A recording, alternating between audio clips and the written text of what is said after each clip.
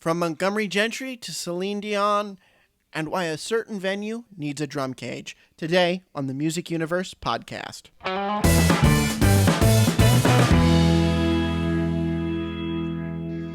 How's it going, Matt? Oh, I had a great weekend last week, and it's always good when you can see two shows in a single night.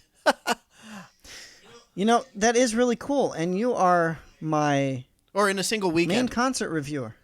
Yeah, you're my little concert reviewer. It's like you're gone every weekend, sometimes all weekend, to see a show. That's got to be fun. It is. It's a lot of travel, but I love it. I mean, I'll go out. Being in New York, I can get from here to Connecticut. I can get here to Jersey. I can get here to upstate, here to Long Island, here to Bethlehem, Pennsylvania, which is actually very close to where I'm from, the Sands Event Center, or now it's Wind Creek. There's a couple of buses actually that can go out there and come back, just like the bus out to Connecticut to Foxwoods for the shows I've seen there. Haven't done that for the Sands yet, but I might coming up if they have good people. I love it. I absolutely love it. I don't know why. It's just escapism. I love listening to music. I love singing along to songs I have on my iPod that I've listened to growing up. So this weekend was really interesting because I saw Montgomery Gentry, or I should say I saw Eddie Montgomery of Montgomery Gentry, which is the new way of billing it. And they didn't really make an announcement about that, did they? They didn't, and I think rightfully so. Mm-hmm. It's transitional.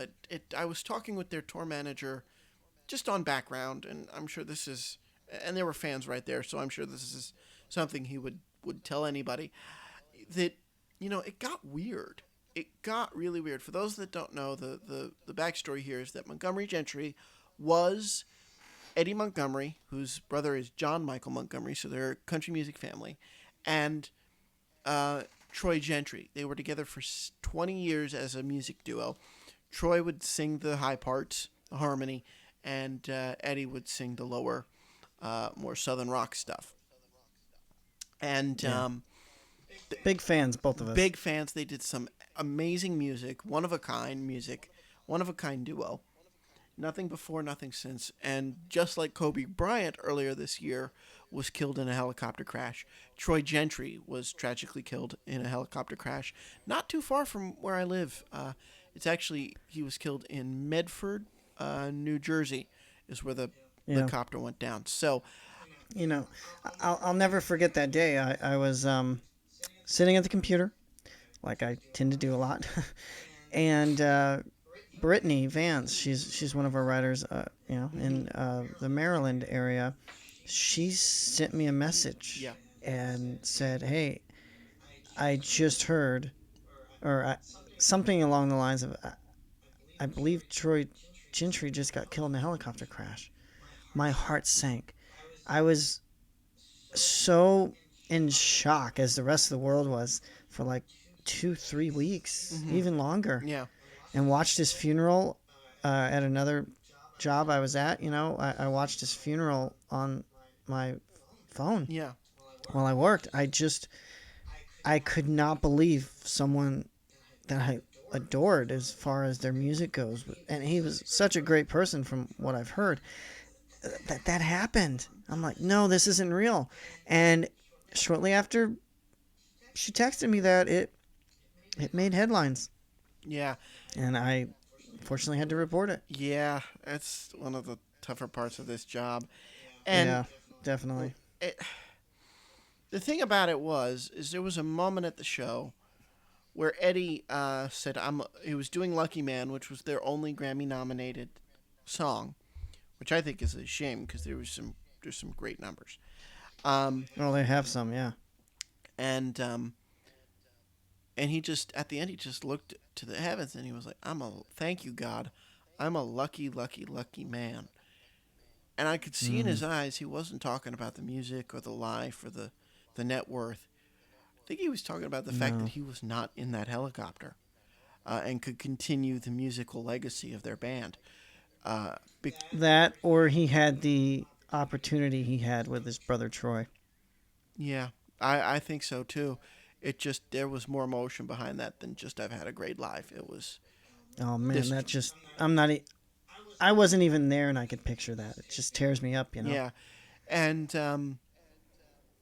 so talking with the tour manager, he said it got a little weird because you'd go, and it would have been a while since the story broke, and people kind of the sense I got is that people fans being fans and just going, they kind of forget things a little bit, especially if you're just into the music. Well, where's Gentry? This Right. is Eddie, but who's Gentry? You know, if you're just a casual fan and it's been a couple of years, you don't know. So they started billing as Eddie Montgomery of Montgomery Gentry to sort of move on because Eddie's working on new music.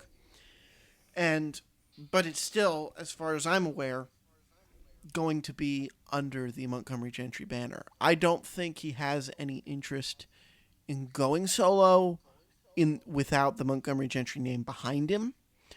Uh, because that's how he made his living and he made his name as one half of a duo. And Sure. the songs need, this is going to sound awful, but the songs need that higher part that he just can't do. And the keyboard player, who is the tour manager I spoke to, actually fills in those parts. Whereas a group like a Sugarland, sorry, Christian, it's the Jennifer Nettles show. Sorry. Oh You yeah, know, but I mean, when Montgomery Gentry broke out, Troy was the voice because I mean he's the higher. I think the higher parts yeah, get more notoriety yeah, only because they tend to stand out more. Now, when Hillbilly Shoes came out, they had, I'd say, some equal parts yeah, in that song.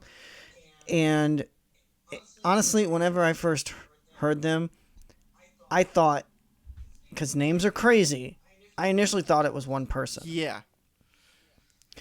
And so it didn't dawn on me, until I obviously sat down and got to know him a little bit. And this was before the internet is what it is, if that tells you anything.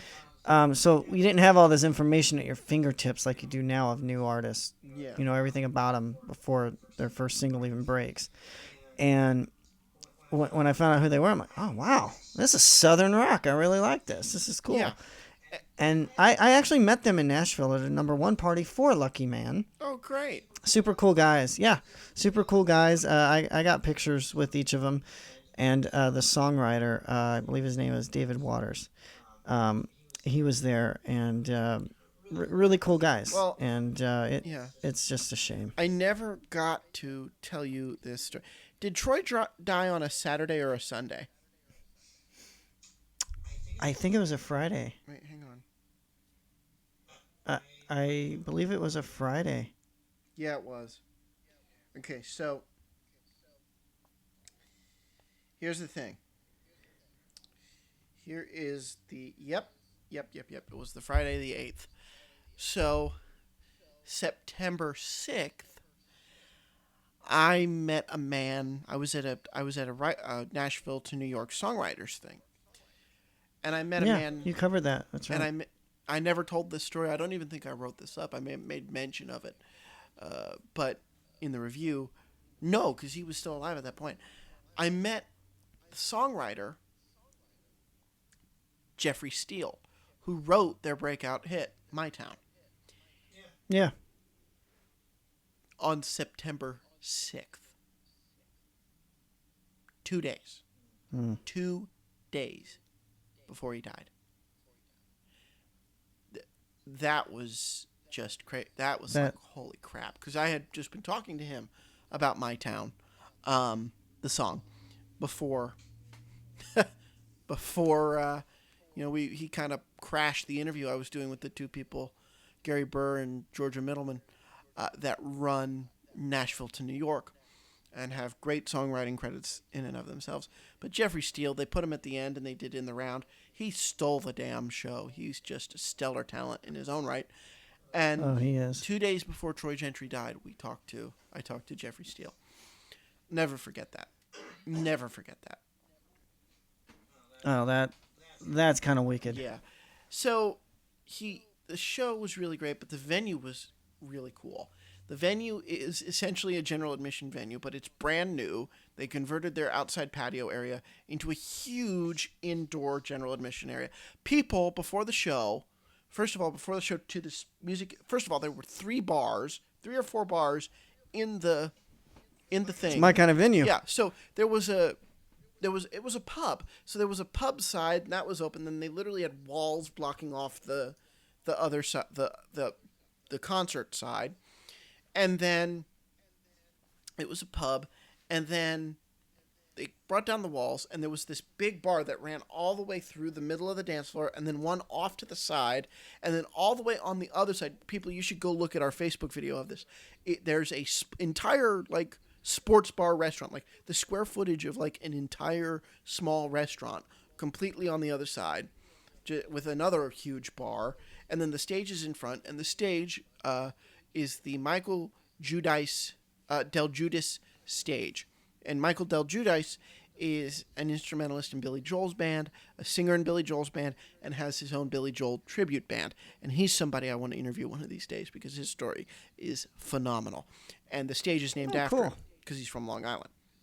Yeah, yeah. So before the first band ever came out, people were line dancing already.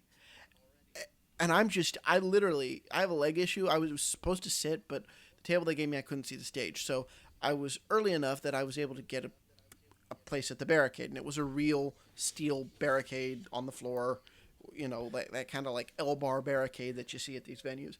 And, Yeah. Did you line dance though?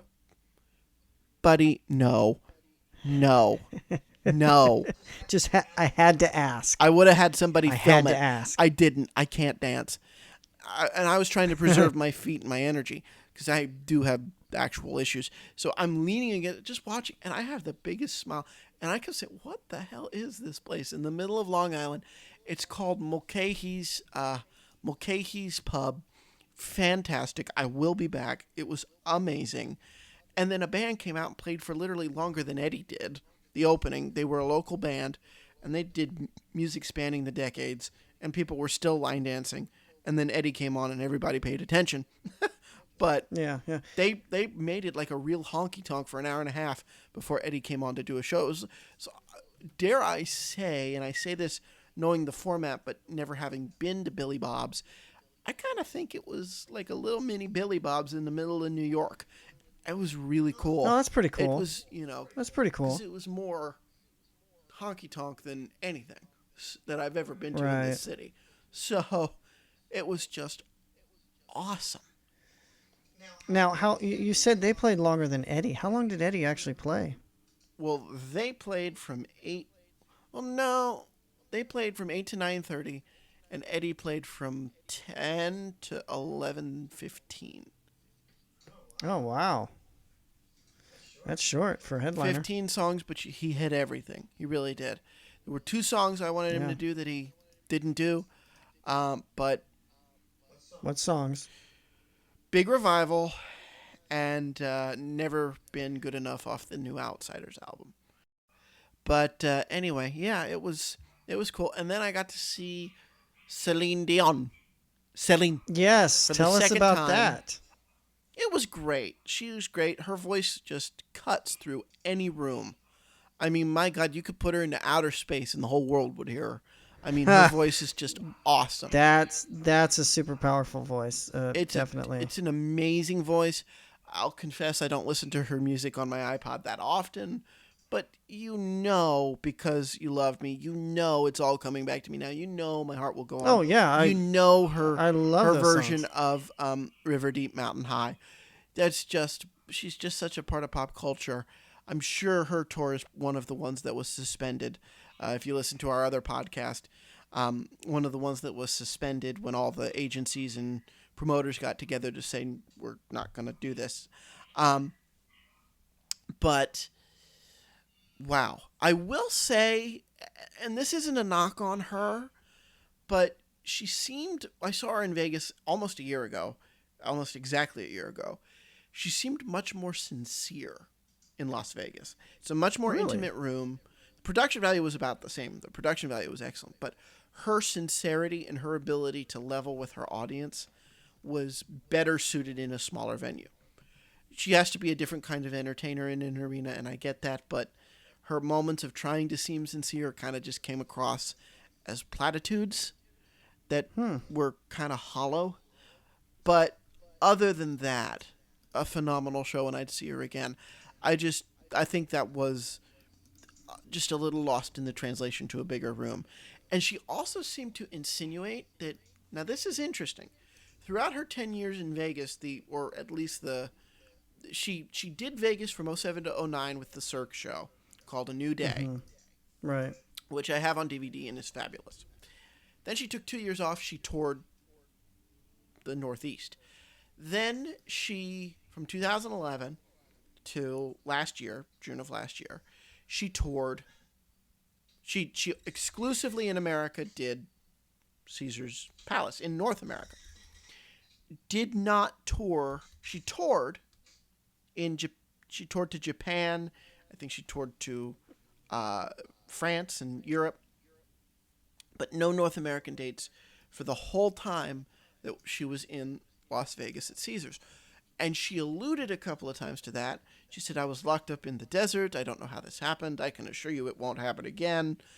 And I'm thinking, the journalist in me got to thinking, and I think she just dog whistled a little bit that her contract with Caesars and the promoter AEG may have been North American exclusivity for the duration of her run.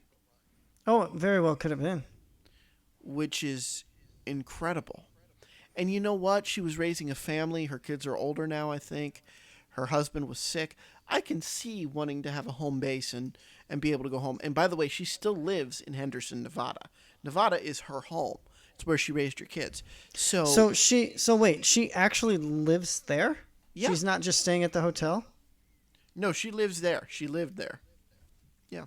Oh, nice. See, I always like that. I always like to hear where artists live. It just kind of fascinates me that they choose that place. You know? Well, I know Vince Neil and Motley Crue lives in Vegas too. Well, Donnie and Marie, they lived in L.A. They would take their plane every night to go do the show, and then they'd go home. Or if it was 2 shows, they'd stay at a suite that was kept just for them at the Flamingo. I bet. But other than that, they like when Donnie was doing The Masked Singer last year, he said, and this is what made me want to go cover him because I didn't know he had that awesome of a voice. When he was doing The Masked Singer as the Peacock, he said once he was unmasked that he was flying back and forth, that he would do the show, tape the show, hop on a plane and go to Vegas every night so that the schedule was not interrupted and people weren't suspicious. That because is that's dedication. That is, and it's really cool to be able to do that.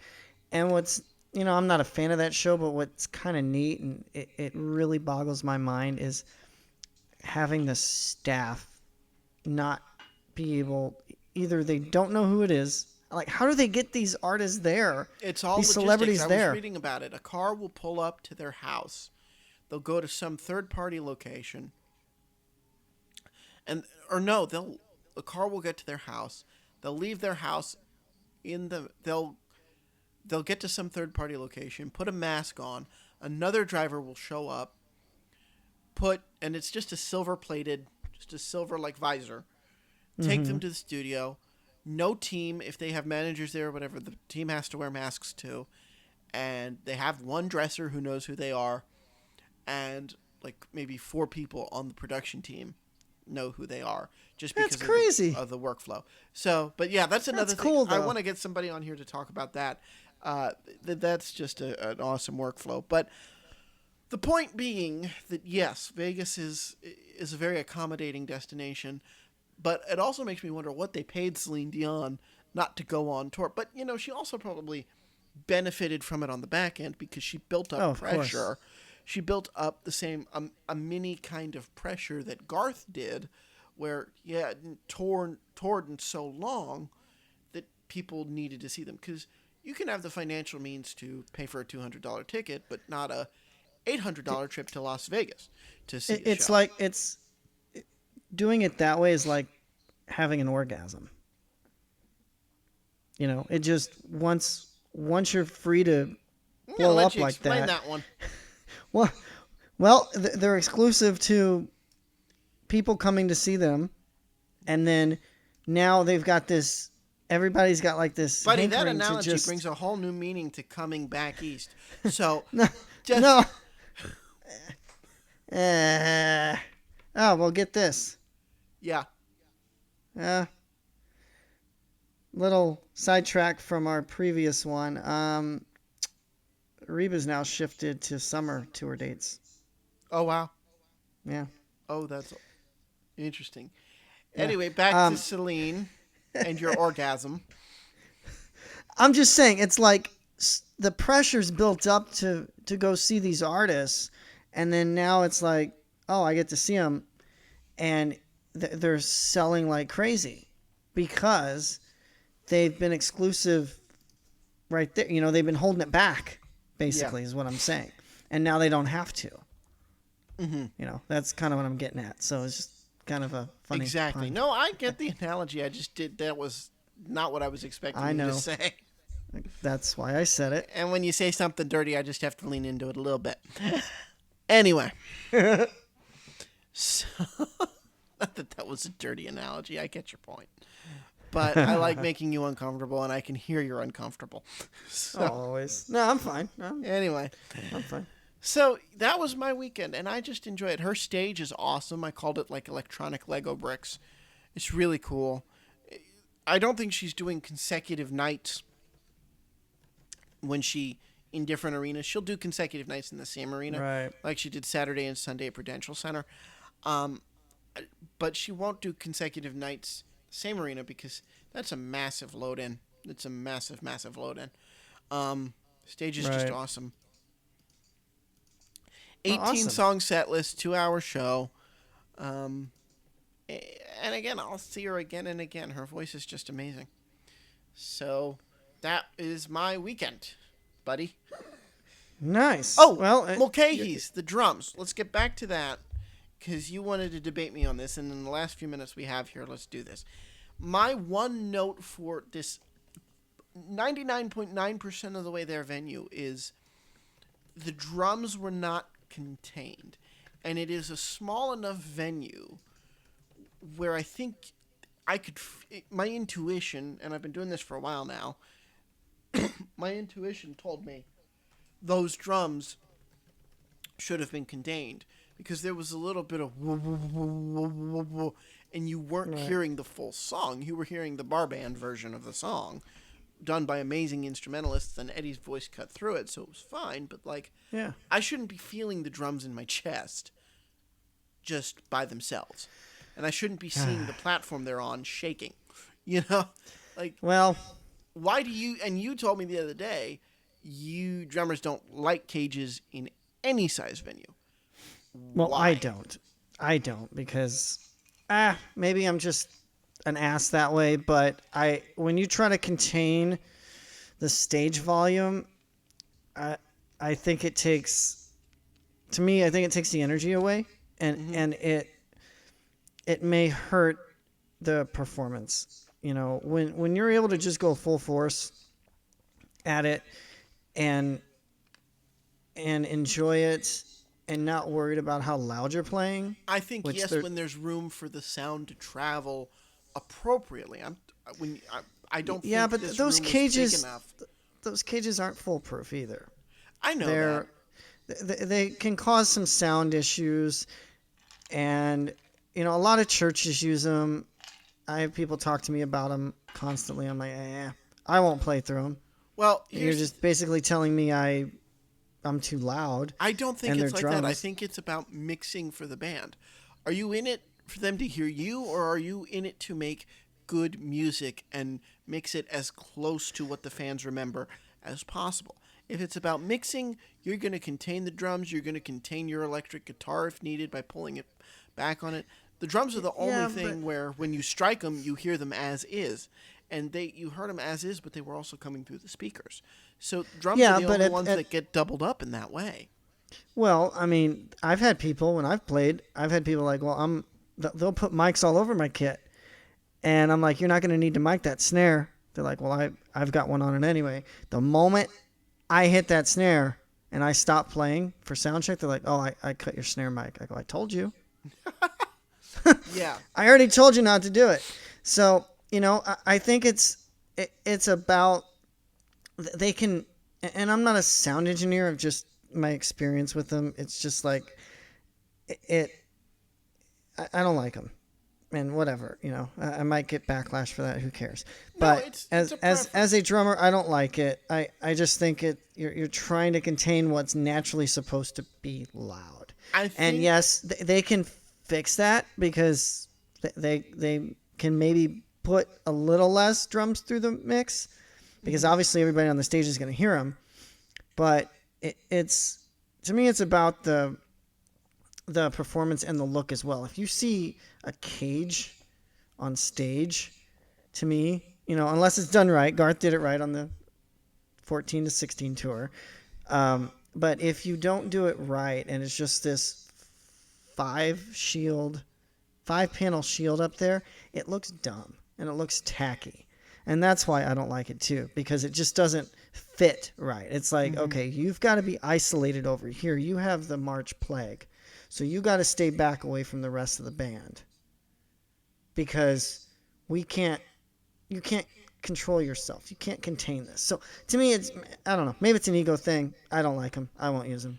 I think it's Whatever. venue dependent. I'm not a proponent of cages 100%, but Celine did it interestingly enough. I think on some of the faster paced songs, the drummer would rise up and be on and be so there was a platform, right? There was about maybe 6 Right. feet in the 6 feet above, and maybe more, and it would rise and lower. And he had a digital screen in front of him, about maybe 3 feet wide, or the length of the kit, and he would rise up or he would rise down dependent on the or he would lower down dependent on the song. So that's and that was interesting because they were able to maneuver his visibility and therefore I think his intensity based on the song. And to No, me it's all I can about the see. music. Yeah, I mean, like I said, it can be music dependent too. It's just you're also there to entertain, and if Hmm. you're stuck behind a 5 panels of plastic, you can't necessarily entertain the best way possible. So I don't know. Right. Maybe, like I said, maybe it's just an ego thing. I don't know, and I'll admit it if it is. I don't care, but that's just me. I don't like them, and I think if it works for some, great. I mean, Well, it's did not. did the I World will Tour still cage see. that you mentioned, Garth's World Tour cage, did that do anything? I mean, it was so open that it. I don't know that it did anything in terms Think of. it. Well, I think it was mostly for effects, Yeah. honestly, just for looks, because they probably wanted him to feed off that a little bit and for the Hmm. cage to do things. Um, but that worked for him. I mean, it's not like I won't go see shows or I hold artists or churches, whatever, against using them. But I think it's just one of those things that if it's done right, it can work. And for Hmm. him, it did. But for the most part, people that use them, it's just they're not really big productions. Yeah. When I saw most shows I've attended, they don't use them Right. because the venues are so large. They don't need them, but they still have to feed the drums through the PA, obviously. But Yeah. I don't know. It just seemed to work uh, for him. Yeah. All right. Well, I got to run. I have another appointment to get to, and we're right about at 30 minutes. So, signing Yeah. off for the Music Universe podcast, I'm Matt Bailey. And I'm Buddy On. Thanks for listening.